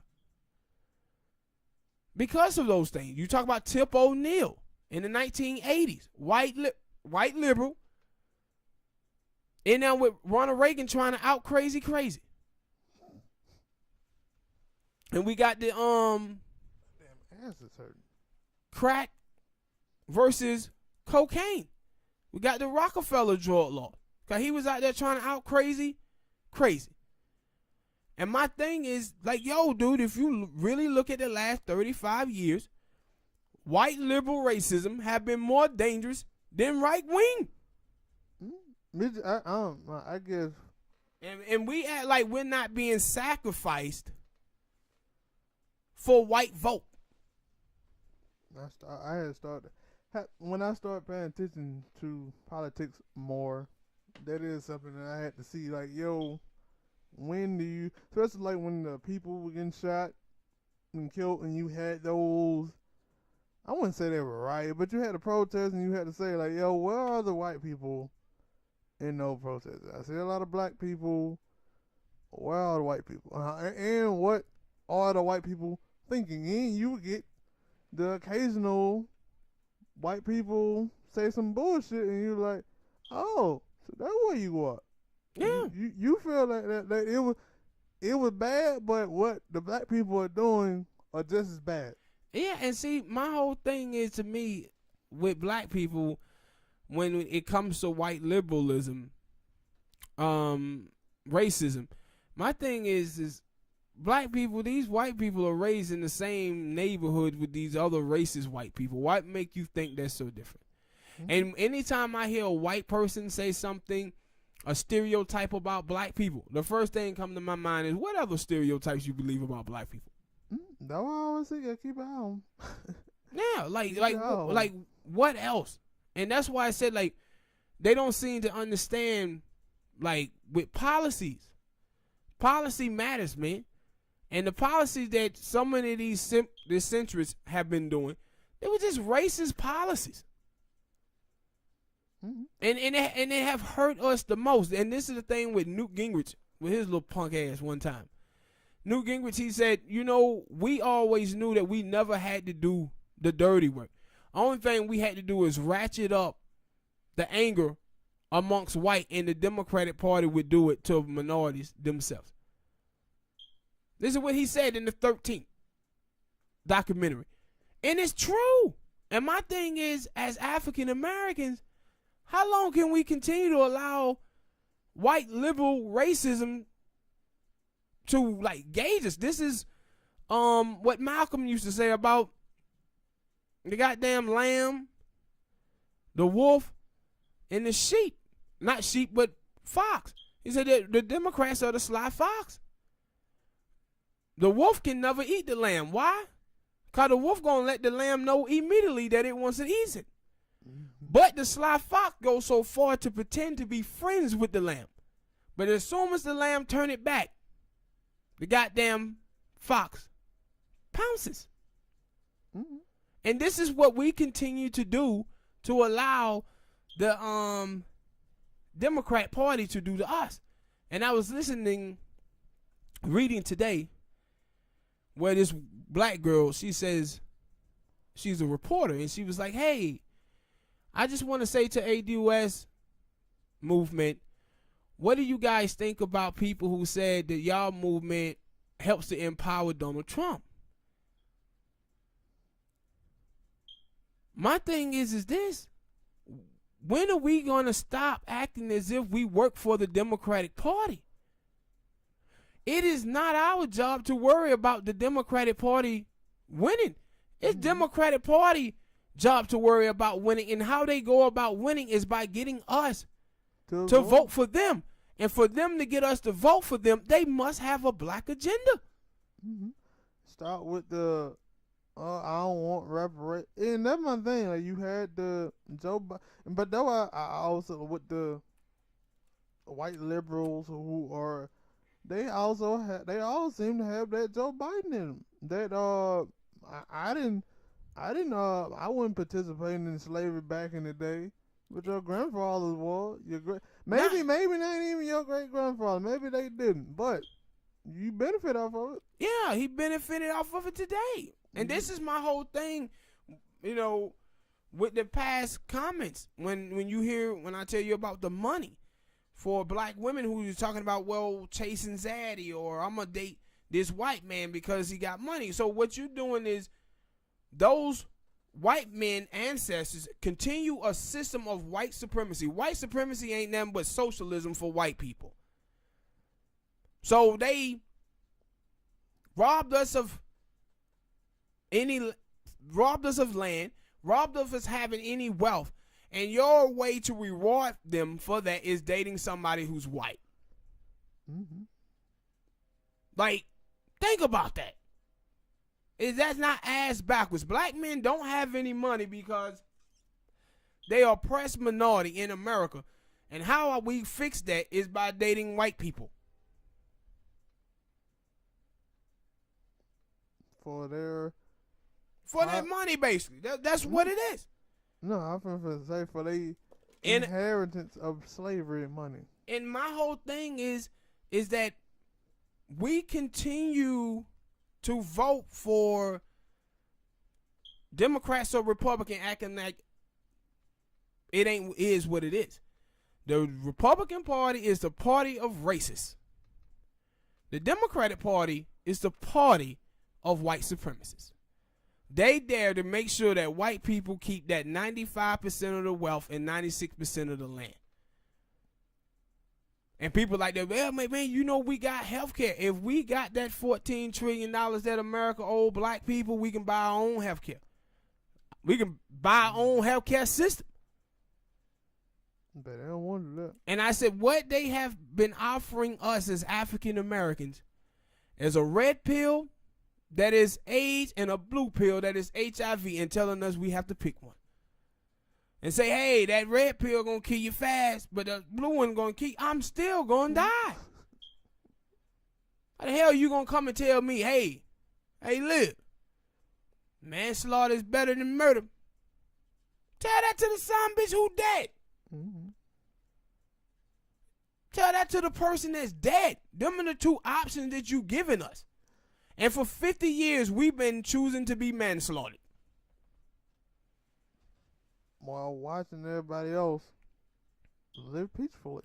While voting for these centrists and this white liberal racism. See, the thing is with us as black people, we always focusing on individual racism. We never focusing on systematic racism. Because if we focused on that, black people would start looking around and asking themselves, how come Compton is not in better shape? It's ran by Democrats. How come Philadelphia is not in better shape? It's ran by Democrats. How come Baltimore is not in better shape? It's ran by Democrats. Chicago, ran by Democrats. Washington, D.C., ran by Democrats. The state of life's supposed to be better if those are the people who supposed to be representing us, right? Mm-hmm. And that then, is a good question. I never thought yeah. of that. And then you look at Lib&Smoke, right? Rahm Emanuel was out here talking about what just happened with Lib&Smoke is bad. He's supposed to went to jail. Dude, you tried to cover up Laquan McDonald murder.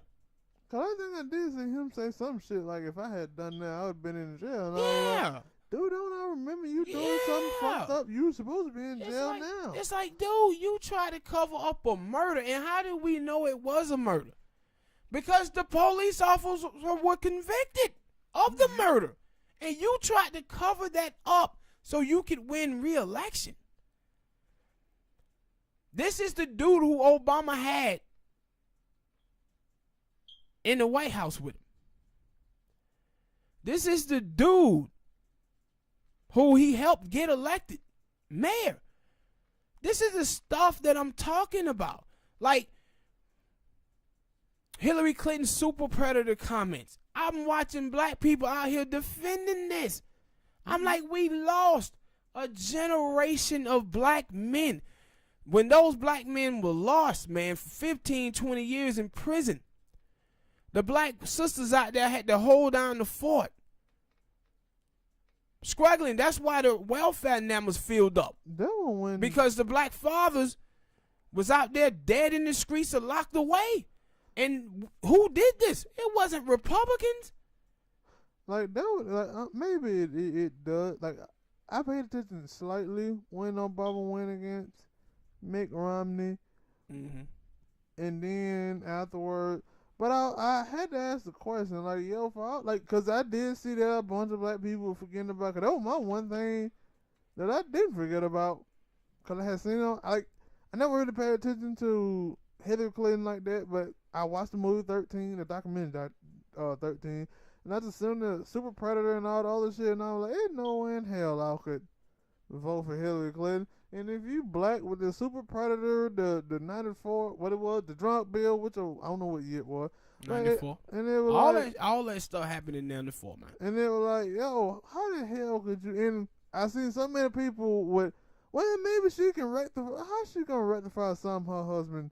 That, like, for one, too, like, I don't want to hear your her husband. I don't want to hear your ass come out here talking about, oh man, yeah, the old bill was bad. I should have never done that. Yeah. It's too late now. But see, this is the same scam though, Spank. Joe Biden out here doing this shit right now, talking about, hey, yeah, man, we lost a generation of black men. What we did back in the 90s, it was so bad. What is your policy to fix it? Yeah. You have none. Mm-hmm. But you have none, bruh. To what I was gonna say, like, I was like, yo, with the people basically forgiving Hillary Clinton and Bill Clinton for all the dirt they did, and possibly with Joe Biden and the stuff that Kamala had, and it, like, is it just because Trump is in office, or during that time, like, was it people just saying, yo, we gotta forgive all the bad deeds that Hillary Clinton was doing because Trump was running? And I was like, was it, or is it just, it didn't matter if it was Trump or any other Republican, they were gonna push that same agenda? No, like, the thing it is that when it comes to Democrat, this is the same thing, man.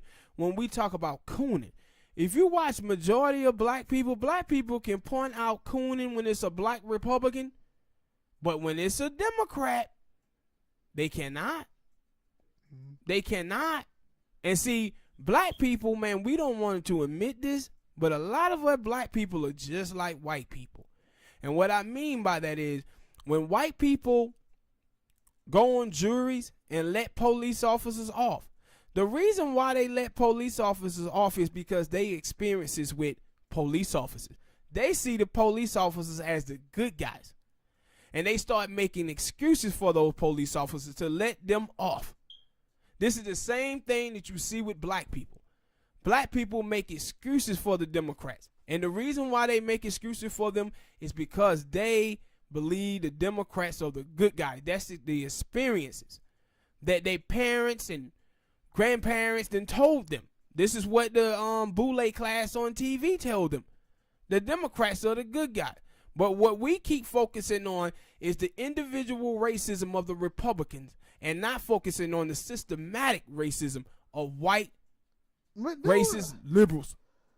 I get that. But I guess that for me, because I think, and that's it, what the word is? I can't think of the word. But that, yeah, you can say, all right, yo, the Republicans are racist, and they are, and a lot of them. And you think, and for people who think that the Democrats are the good guy, but like for a good guy, they actually had to save you, right? They had to do something. Superheroes in movies, they save lives. They save you from falling out the building. Yeah. When you falling out the building, the Democratic Party tell you, well, something start looking the other way, like, yeah, hey, what's that over there? Boom. No, my bad. No, what they hit you with is, yeah, we're gonna raise your taxes and lower rich people taxes. So now you can't go to the doctor and go and get a new leg because you broke it.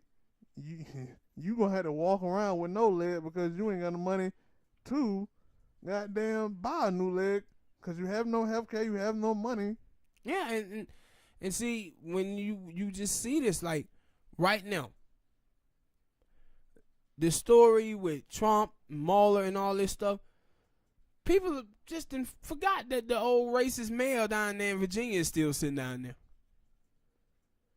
Oh, Ralph Nader. Yeah. Where's the story? Where him resigning? Where is that?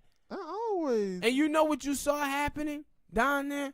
You had these black pastors down there talking about, we need to give him another shot. I'm like, dude, are you serious? Yes, they are. Like, black people, how can we accept racism from Democrats, but want to be so against it when it's Republicans? And that's what I will say about my black people, because it's the only people that I see that do this. They're too goddamn forgiving. Like, it could be some racist or something happening, and they'd be like the next Black day. church. Oh man, you know what? I forgive you though, and I'm like, if that was me, I ain't gonna you.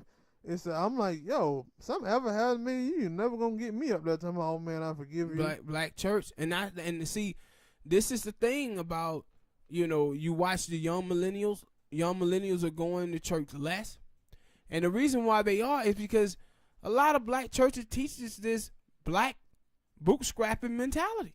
It teaches black people that, hey, yeah, life is bad here, but have forgiveness, forgive white folk, and when you get to heaven, it's going to be a better place, and God going to take this, just pray about this and pray about that, and it's like, huh? Why I got to die for everything to get good? Yeah, and how can I, like, that Jesus y'all be pointing at me, he white, how I know he ain't going to be like these white folk down there? And also, that if he hadn't came down here and gave you any type of great blessing, what makes you think when you die, he's going to go out there and be great for you then?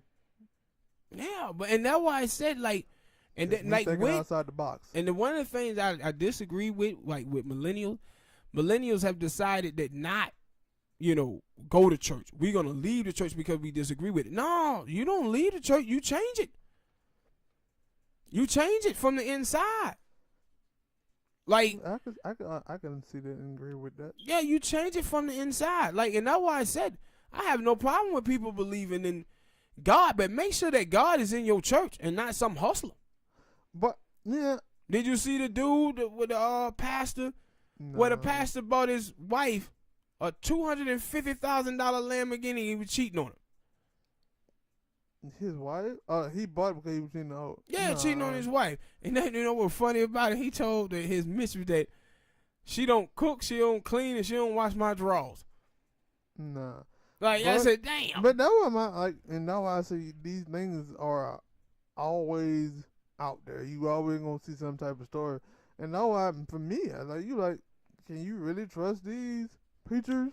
But yeah, but you see, like, every single time, bruh, with the Democratic Party, the establishment Democrats, right? Every time you watch the establishment Democrats, what they do when they go get the black vote? Line up a bunch of black pastors and preachers. Mm-hmm. Like, they're not talking to the activists who's in the community. They just rally up the pastors and preachers. The pastors and preachers get up there on Sunday and pretty much sell black people into these churches. And that's sell black people into the Democratic Party. But also, when you talk about the 1994 drug bill, the people who sold that bill was the black church. Yeah. They was the one who were pushing that with Bill Clinton. The same thing with the ghetto loans from the banking. These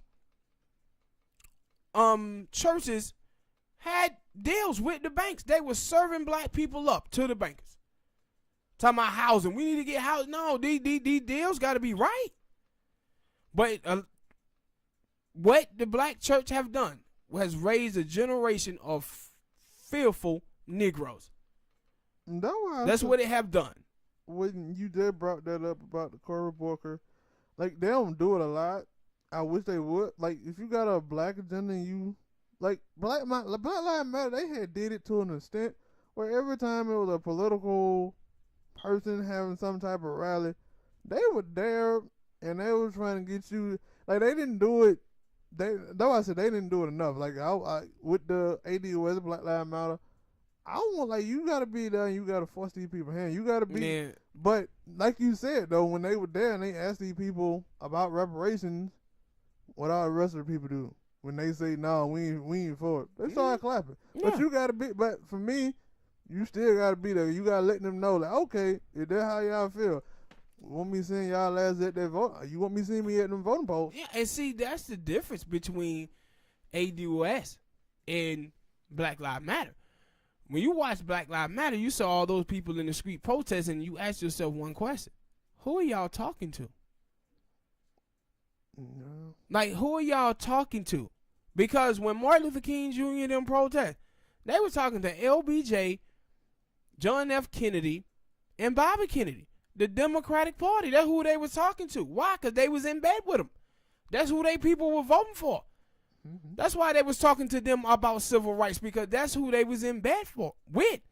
And my thing is, when you watch Black Lives Matter, it was just a bunch of people protesting. Who were they holding accountable? Because I seen one time, it was a little black girl. It looked like she about 9 or 10 years old. They was in Minnesota, and she went and asked Hillary Clinton about Black Lives Matter, and Hillary just shouldn't. Yeah, that was like, and it was like one time with Bernie that they did it too. But that was I finna say with the one with Bernie. I think that I don't even think they were just asking questions. Yeah, because Bernie had just. They had that kind of that took over, and Bernie was like, all right. He was scared. Yeah, so, but that was my thing. I was like, yo, like, y'all gotta go up here and y'all gotta force these people here by asking them questions. Yeah. Like, especially, cause you, like we said, you got, like, for me anyway, I always gonna keep my eyes on anybody. I keep my eyes on everybody. Whether it's black, white, or whatever, because I don't really truly know if you on my side or not. But for black people who are trying to get something on, like ADOS, they're trying to get reparations and other stuff done for black, or for like Black Lives Matter, they were trying to get stuff done. You gotta sit up here and you gotta ask these people questions. Were they? What? Were they? Talking about Black Lives Matter? Yes. Was Black Lives Matter actually trying to get something done? Because I don't think they were. You never saw them in front of the mayor office. The mayor office is mayors are pretty much in charge of the police department. You never seen any protesting there. They were just in the street. Like the kids that was at the Parkland shooting. Mm-hmm. Like after they did protesting, I think they was in one of the people's offices. Yeah, they were trying to, and like that was, I was like, yo, go ahead. I was like, I like that. No, I was like, yo, that was black people before that was before ADOS, I think. And I was like, yo, that's what we need to be trying to do. Like, yo, we gotta force this especially for black people who are voting Democratic. Yeah. Like, yo, you gotta start showing these other black people who are just blindly following it. No, you following someone to your death. But just watch the Mexicans. How the Mexican was up at Democrat in Congress fighting for that DACA thing. You watch the people with Alexandria Cortez for the New Green Deal. They was outside of Nancy Pelosi office protesting her. And I'm saying, do you see that from us as black people? What Democrats have done is put up some black people, the Congressional Black Caucus, and what it have done is we as black people be like, oh, they got it. Yeah. They represent us. They got it. But they don't. And that's my thing. Like, yo, because for me, like, if somebody did that and I'm a blind follower to them, and I'm like, wait a minute, so you ain't going to ask that question about reparations? I asked it like reparations. It sound pretty good for me. And you just saying no, then you just lost my vote.